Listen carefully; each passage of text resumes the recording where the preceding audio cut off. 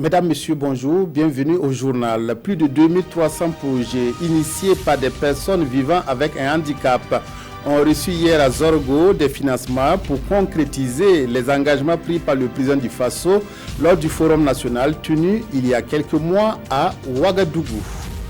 La Syrie veut en finir avec toutes les rébellions qui vivent sur son sol. Aidée par l'aviation russe, l'armée régulière se prépare à lancer l'assaut contre la province d'Idlib, le dernier bastion rebelle dans le pays, une offensive qui suscite bien des inquiétudes.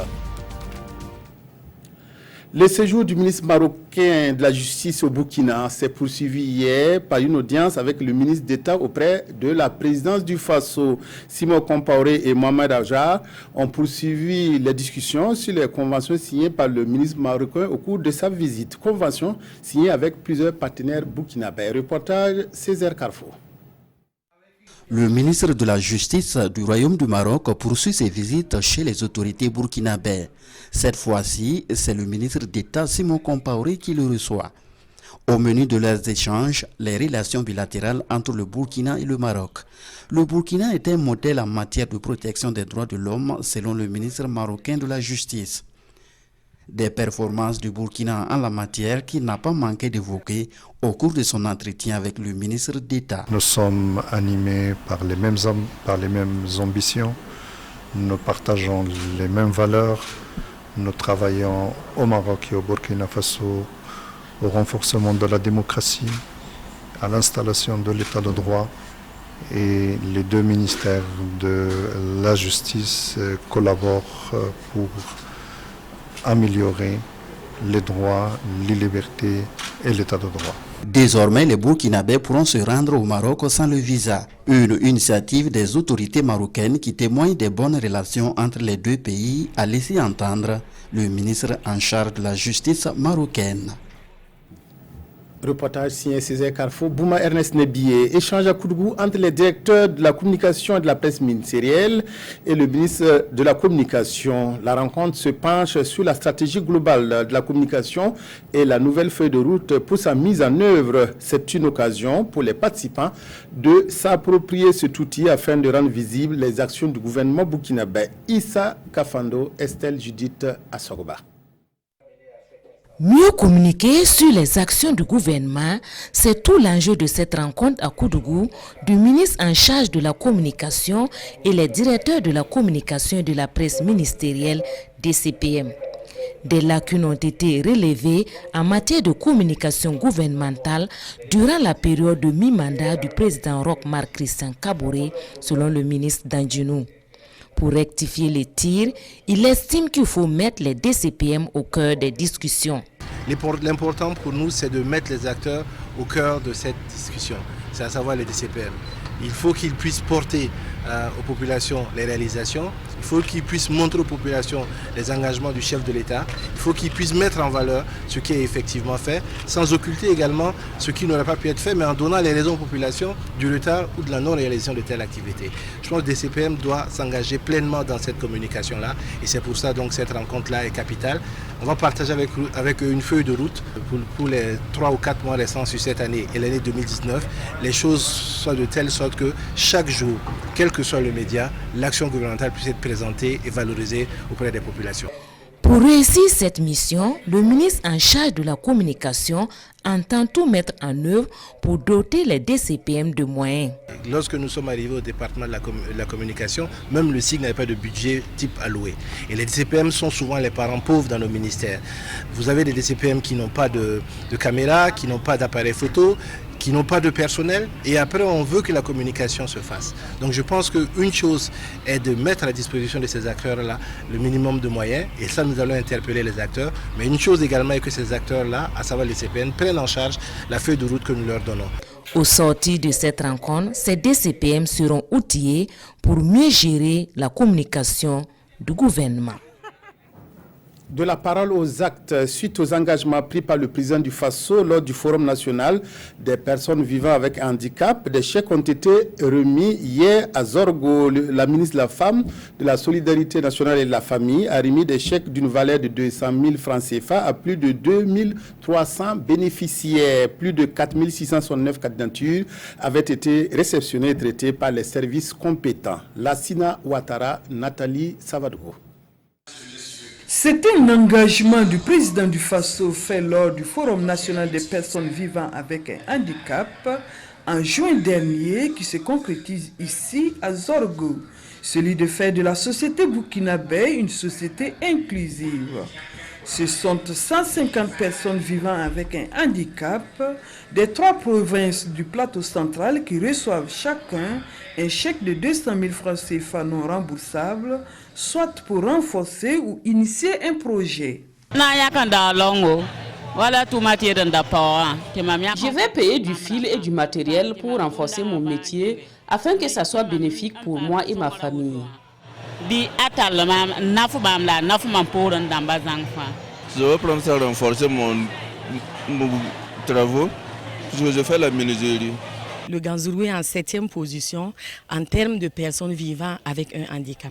C'est dire que c'est toute une force de travail qui est là et qui est peut-être très mal employée ou qui n'a pas suffisamment de moyens pour contribuer au PIB du pays. Je ne peux que saluer cette initiative-là et appeler les personnes qui ont eu la chance de bénéficier de ces subventions-là d'en faire bon usage. Pour Laurence Ilboudo Machal, le gouvernement burkinabé a pris un certain nombre de mesures pour apporter une réponse à la problématique de l'emploi des personnes vivant avec un handicap.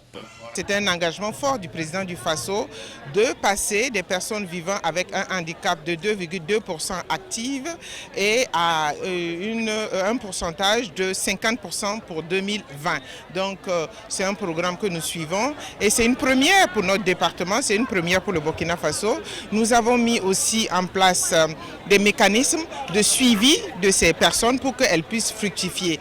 Donc mon département est heureux de savoir que nous allons injecter 500 millions frais dans l'économie pour permettre à ces personnes d'être plus autonomes.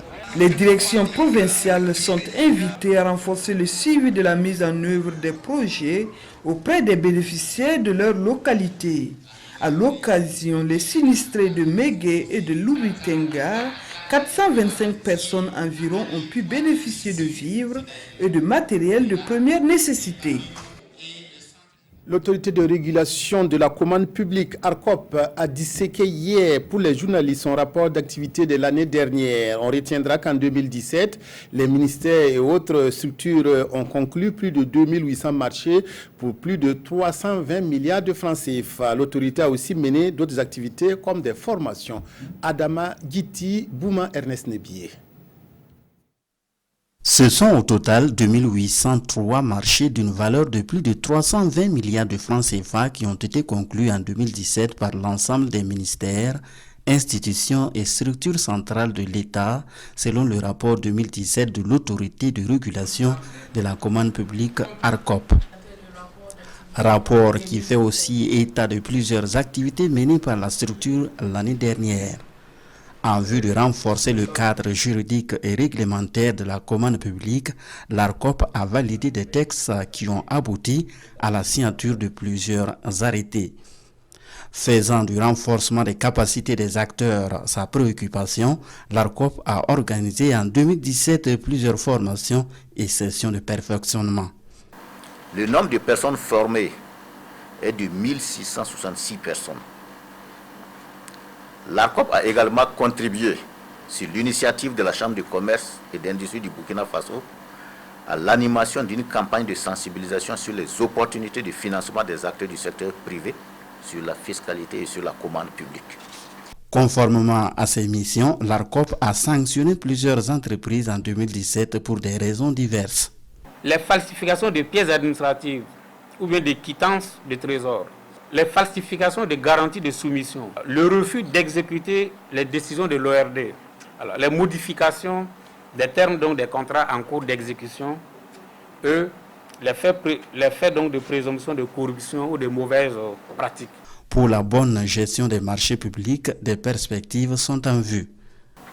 Renforcer les capacités de la Direction générale du contrôle des marchés publics et des engagements financiers, DGCMF, en ressources humaines, afin qu'elle donne son avis dans des délais convenables sur les dossiers d'appel à concurrence et les résultats des travaux des CAM. Au regard des difficultés rencontrées dans la gestion de la commande publique, l'ARCOP en appelle à une dénonciation systématique et au partage d'informations pertinentes sur d'éventuels faits incriminés. Les experts nationaux formés à l'évolution des normes internationales de qualité. La dernière en date, la norme ISO 1401 version 2015, est expliquée aux experts burkinabés par le programme Système Qualité de l'Afrique de l'Ouest. L'objectif est de renforcer leur capacité sur la nouvelle norme qui s'adosse spécifiquement sur l'environnement. Reportage Rasmane Zoundi, Vincent Tiendrebego. Les normes internationales de qualité évoluent et en la matière, il faut toujours se mettre à niveau. Ici, c'est la norme ISO 14001 version 2015 qui fait l'objet d'un atelier de formation. C'est la question du management de l'environnement. Et vous savez bien que les normes sont évolutives. Et depuis septembre 2015, la norme environnementale a évolué. Et nous nous devons de mettre à jour les experts burkinabés pour qu'ils puissent apporter leur contribution à l'édification de ce grand chantier-là dans les différentes entreprises. Cette formation s'inscrit dans le cadre du programme Système Qualité de l'Afrique de l'Ouest, le PSQAO, et il vise le renforcement des capacités des experts nationaux par rapport à la nouvelle norme de qualité. Cette formation est une nécessité parce que ce qu'il faut relever, les phases 1 et 2 du programme qualité ainsi que d'autres initiatives publiques et privées ont permis de créer un noyau de compétences aussi bien au niveau national que dans la sous-région en management de la qualité, dans le but de pouvoir développer la culture qualité. Et on ne saurait développer cette culture qualité sans cette complémentarité dans divers domaines. D'où cette formation sur le management de la qualité. Le programme bénéficie de l'appui des partenaires comme l'Union européenne et l'Organisation des Nations Unies pour le développement industriel. Lancement à Bobo Dioulasso d'un nouveau projet pour lutter contre le chômage intitulé Touma. Il va apporter un appui à la formation professionnelle, à l'entrepreneuriat et à l'emploi. Ses principaux bénéficiaires sont les jeunes et les femmes en milieu rural. D'une valeur de plus d'1 milliard de francs CFA, le projet Touma est soutenu par l'Union européenne et la coopération autrichienne. Reportage Kassoum Milogo, Saturnin Paris.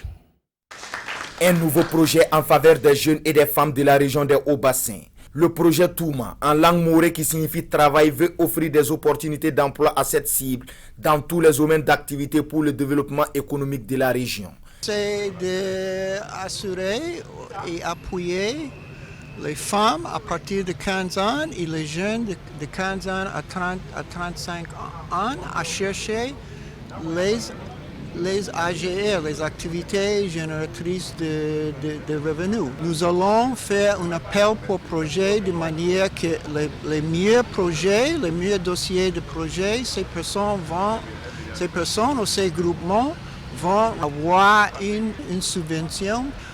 L'autre partie du projet, c'est l'appui aux institutions de formation professionnelle, les centres de formation professionnelle et les OSC qui s'engagent aussi dans la formation professionnelle. Ce projet, qui met l'accent sur la dynamisation du tissu local pour un développement régional, est bien accueilli par les autorités de la région des Hauts-Bassins.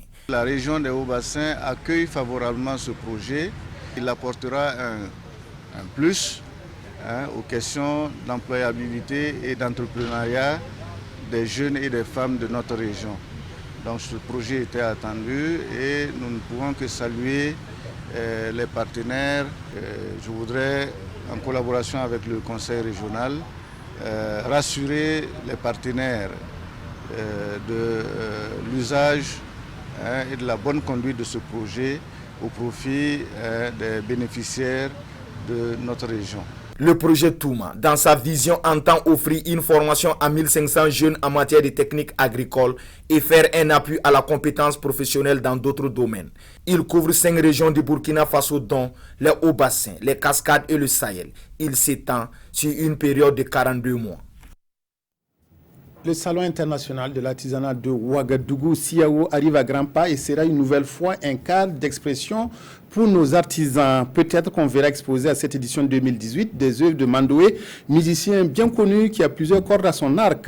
Mandoué sculpte depuis quelques jours au centre Loukaré de Goungé à Ouagadougou plusieurs œuvres qu'il exposera. Moussa Ouedraogo et Aruna Mare ont rendu visite à l'artiste. Cette sculpture au tronc replié vers l'arrière, les mains ouvertes, le regard tourné vers le ciel, est une pièce sculptée par Mandoué.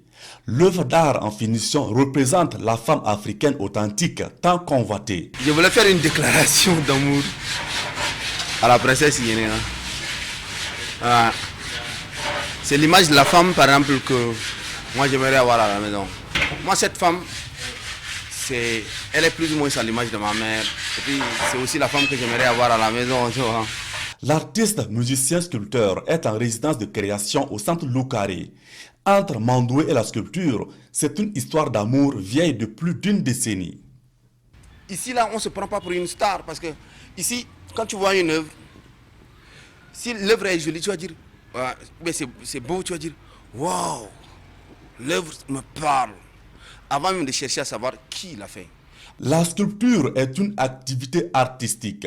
Elle consiste à concevoir et à réaliser des formes à partir de plusieurs matières. Pour cette création, Mandoué utilise du papier trempé, de la poudre de bois, du fer et de la colle liquide. De la matière issue pour la plupart de la récupération. Au-delà de l'exercice, cette résidence de création est une aubaine pour les jeunes en quête de mieux-être. Ce projet, c'est un grand projet parce que c'est un projet qui va redonner confiance aux jeunes. C'est un projet qui va permettre aux jeunes, par exemple, qui ont envie de toucher la matière, de venir passer du temps avec lui et profiter un peu de son savoir-faire aussi. Sur ce projet, l'ancien membre du groupe Yélène a fait appel à de nombreuses compétences. Styliste, Martine Soumé est chargée d'apporter plus d'éclat et de couleurs aux différentes créations. En matière de textiles africains, burkinabés en particulier, nous avons tellement une multitude de textures, de couleurs, de motifs qui ont des significations. Et à travers son projet, je vais essayer aussi de révéler certaines identités au niveau du textile, identités culturelles au niveau du textile burkinabé et puis africain de manière générale. Les 20 meilleures œuvres seront présentées lors d'une exposition prochaine à Laongo et au centre Loukaré.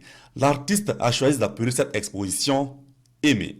Perdu des places, égaré des tickets, j'ai repris des classes, invalidé des années. Mais s'il y a une seule chose dont je suis sûr que jamais, jamais je ne pourrai regretter, c'est aimer, aimer, t'aimer, être à tes côtés et de t'aimer. À Ileb en Syrie, c'est la musique des armes qu'on entend. L'armée syrienne, appuyée par l'allié russe, se prépare à lancer une grande offensive contre les rebelles retranchés dans leur dernier bastion en Syrie. Il s'agit de la province d'Ileb, bombardée depuis une vingtaine de jours par la Russie. Après les mises en garde des Américains et autres Français, c'est l'Organisation des Nations Unies qui se dit inquiétude par rapport à la situation des populations civiles et des milliers de déplacés. Après 22 jours de pause, les avions russes ont de nouveau bombardé des secteurs du sud et du sud-ouest de la province rebelle syrienne d'Idlib, alors que les troupes du régime de Damas continuent de se rassembler dans la perspective d'une offensive massive. Ces bombardements inquiètent au plus haut point les Nations Unies et les Américains qui ont convoqué une réunion du Conseil de sécurité pour vendredi. Si hier Donald Trump mettait en garde la Syrie, la Russie et l'Iran contre une potentielle tragédie humaine, l'émissaire de l'ONU pour la Syrie a appelé la Russie et la Turquie à se parler en urgence pour éviter un bain de sang. car la Turquie a elle aussi massé des troupes armées à sa frontière sud-ouest avec la Syrie. Elle semble prête à intervenir pour éviter un nouvel afflux de réfugiés syriens sur son territoire, à quelques jours des discussions du sommet entre Ankara, Moscou et Téhéran. Selon l'envoyé spécial de l'ONU en Syrie, Stéphane de Mistura, la situation est critique. Jusqu'ici, les rencontres entre les protagonistes turcs et russes n'ont pas été concluantes. Et nous avons eu vent d'informations parues dans les médias selon lesquelles le gouvernement syrien s'est donné autour du 10 septembre pour lancer son attaque. D'où l'urgence. Idlib abrite 2,9 millions de personnes et selon l'ONU, une offensive pourrait engendrer jusqu'à 800 000 déplacés. L'opération militaire mènerait à une confrontation entre la Turquie, la Russie et l'Iran. Les États-Unis ont expressément fait savoir qu'ils ne toléreraient aucune utilisation d'armes chimiques. Terminons cette édition par la revue de presse de quotidien signée Evelyne Toboum Dabiré. La récréation est terminée, l'opposition politique va lâcher ses troupes. C'est ainsi que l'observateur Palga résume l'appel de l'opposition à la marche du 29 septembre prochain. Raison de cette marche, dénoncer la gouvernance chaotique du pouvoir actuel, explique Sidoya. Et c'est à travers un point de presse que l'opposition politique a lancé un appel à la population pour dire non à la malgouvernance sous le régime Kaboré, lit-on dans le quotidien. Et si l'Express du Faso perçoit la portée positive d'une telle marche qui pourrait amener le pouvoir à changer de fusil d'épaule, ce journal estime que dans ce contexte d'insécurité, priorité doit être donnée à la sécurité des manifestants. Car, poursuit ce journal, le droit de manifester que donne la Constitution à l'opposition ne donne pas le droit à l'opposition d'organiser des activités quand celles-ci doivent constituer des motifs d'insécurité.